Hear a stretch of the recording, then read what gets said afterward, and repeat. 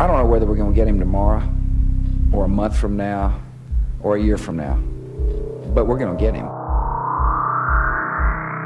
Dead or alive. The United States has conducted an operation that killed Osama bin Laden, the leader of Al-Qaeda, and a terrorist who's responsible for the murder of thousands. It's time to stop being so gullible. How many times have we caught our government and other governments lying to us? They lied about the Gulf of Tonkin in 1964 to get us into the Vietnam War. Said that attacks happened to our ships that never occurred. It's now been declassified that it was totally staged. We were lied to about WMDs, weapons of mass destruction, in a premeditated way to launch the war against Iraq. We were told Saddam was training Al-Qaeda. They showed us the satellite photos of the beached aircraft that they were training in. Turned out it was all a lie. They showed the world, once they took over Iraq, the mobile anthrax labs that launched the attacks on America. Turned out it was a super U.S. government strain and launched out of Fort Detrick, Maryland. And the anthrax mobile labs were British hardware sold to the Iraqis on record that were for pumping up hydrogen balloons to direct artillery during the Iran-Iraq war years before. The point is, they premeditatedly lie to all of us. They lied to us about Private Jessica Lynch. Remember that whole story? She didn't fight valiantly in the resupply convoy. It was the men that did, but they wanted to have a PR stunt to get women to join the military, so they said the men cowered while she got up there like Audie Murphy machine gunning the Iraqis. Turns out she cowered in the vehicle. The Iraqis took her to the hospital, and then the Iraqi military pulled out as the U.S. took over. The Iraqi doctors went, do you remember all this? To the U.S. forces, said, we have some of your people here, please come. And they got Jerry Bruckheimer on the phone, the Pentagon did, the famous director of Black Hawk Down, and said, over satellite feed, help us script saving her from enemies. But then things got more interesting before I get into the whole bin Laden fable. Members of her unit started talking to the press saying she cowered in fear and none of this was real, so they started dying in car wrecks and being shot in the head. And finally, Lynch came out and said, look, it's all fake, none of it's true. The Pentagon told me to lie. Remember that NFL player, the big star, Pat Tillman, joined the military after 9/11, went over to Afghanistan, wrote letters home to his family saying, this is all a fake war. There's no Al-Qaeda here. It's about controlling the poppy fields. Well, we heard he was charging an Al-Qaeda emplacement. Might as well have been an Easter Bunny emplacement or a Lucky Charms emplacement, and was killed by Al-Qaeda valiantly. Another recruiting tool, even in death. Turns out the Pentagon knew he was planning to go home and speak out against the war, and that wasn't about to happen. So he was shot at a distance. He hid behind a rock, begged for help. The Black Op team went up, shot him in the face 3 times with a one burst from an M16 with a 3-inch pattern from about 1.5 yards away.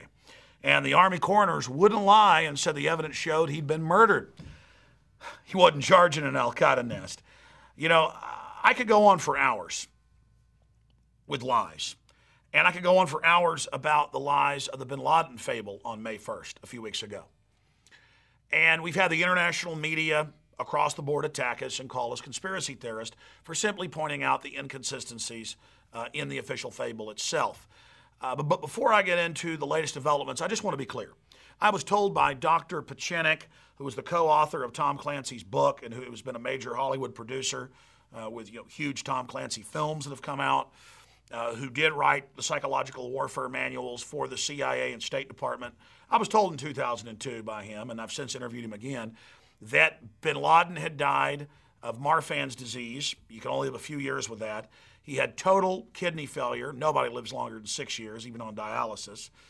And it came out in CBS News that he indeed was at the American hospital being visited and treated by U.S. doctors and the CIA months before 9/11. And we'll play a short clip of that CBS newscast with Dan Rather for you. CBS News has been told that the night before the September 11th terrorist attack, Osama bin Laden was in Pakistan. He was getting medical treatment with the support of the very military that days later pledged its backing for the U.S. war on terror in Afghanistan. Pakistan intelligence sources tell CBS News that bin Laden was spirited into this military hospital in Rawalpindi for kidney dialysis treatment. So we know bin Laden died a long time ago. And then I interviewed, off record, 2 high-level Bush administration people that blew the whistle for me in 2002. We were the first to report that. Then Madeleine Albright came out on Fox News with Morton Kondracki's show and said they have his body frozen or plan to roll it out in the 2004 election and that they better not. Then Walter Cronkite, the late Walter Cronkite, very high-powered at the time, deep member of the elite organizations, came out and said the same thing. Teresa Heinz Kerry. But that's just setting the table. We already knew he was dead, okay? So don't tell me the government won't stage stuff.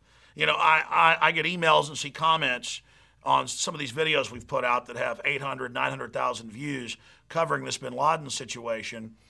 And I'll see comments like, well, they've got a face print. They've got his DNA. Oh, really? And that's been released? No, it hasn't been released. I mean, the FBI crime lab was on record over a decade ago framing people on an industrial scale. Look at all the other crime lab scandals where they frame people in Houston, Texas, and San Francisco, California. Thousands of people a year on record.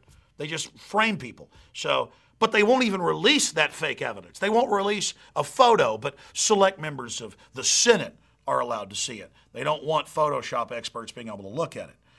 But then there's all the other lies.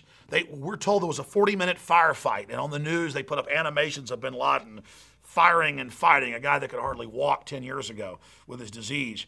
Turned out that wasn't true. They told us he used his wife as a shield. Turns out that wasn't true. Said it was this huge, elaborate palace. Looked like a Chicago crack house or Dallas crack house to me. Then we're told that the Navy SEALs were told to go in and kill him, and that he resisted, but he didn't resist. Then that they were to capture him, but they went ahead and still killed him. If he's the biggest intelligence prize for the 160 buried nukes in the U.S., they tell us, and KSM says there's nukes, and that if we kill bin Laden, this is weeks before getting you all scared, that they're going to nuke us. Why didn't they get that intelligence asset back if waterboarding's so great and gave us the leads, which they now admit isn't true? They're trying to sell us on torture because we'll put up with that, we'll put up with anything.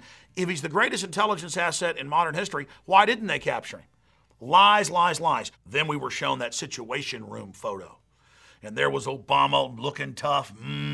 He's a guy who's decisive. Hillary was, oh my gosh. Yeah, when she called in all those hits, all those Arkancides, she's real. Oh, somebody's being killed. Turns out it was all fake. They told us they were watching live video feeds. Days later, actually there's no live video feed and they weren't watching anything. Well, you can look at the photo and see it was staged. The way they rolled out the terror alerts 2 weeks before, the way they started rolling out that, oh, you're going to have presidential warnings on your cell phone, and the government's going to break in at telescreens at malls and Walmart, and we've got to warn you. And then when they killed him, they told us, now the terror attacks are much worse. We've got to take all your rights and have TSA-trained goons at bus stations, train stations, on the streets. They're going to hit us. It's all over. Give your rights up. Government wants to take care of you. Don't be mad about the banker bailouts. Don't be mad about the depression. Believe the government. We're not even in a recession. Unemployment's only 9%. Even 60 Minutes admits 22%. So does every other major economist worth their salt. We live in a total system of lies. Then I see all the big mainstream news articles saying, oh, what's Alex Jones going to do now? They've released 5 videos captured in the compound. And all of the, quote, new videos but one, and we've written articles about this and show the still images side by side, are previous bin Laden videos that were released many years ago. And notice he never ages. And we have the CIA admitting last May that they have released fake bin Laden videos before in the Washington Post. So we have a government that lies to us constantly, admits they've made fake bin Laden videos.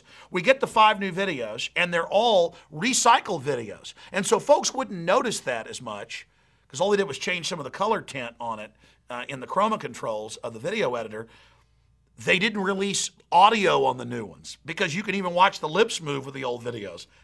It's not just the same old video, it's the same audio. So they didn't release that. That's how lazy they are. That's how stupid they think you are. Lie after lie after lie after lie after lie in your face to sell you this. And it's not just of the 5 videos that 4 of them are old recycled videos. It's not just that they didn't just release fake videos years ago. They also released re-edited real clips of bin Laden from 99, 2000 saying that they were new. They've been caught over and over doing this. No, a known front group for U.S. intelligence run by the daughter of a top Israeli spy, the SITE group, affiliated with the Intel Center that's been caught putting out fake bin Laden and Al-Qaeda and Adam Gadon videos before, comes out with the so-called new videos and confirms that, yes, Al-Qaeda agrees with Obama. They did kill bin Laden.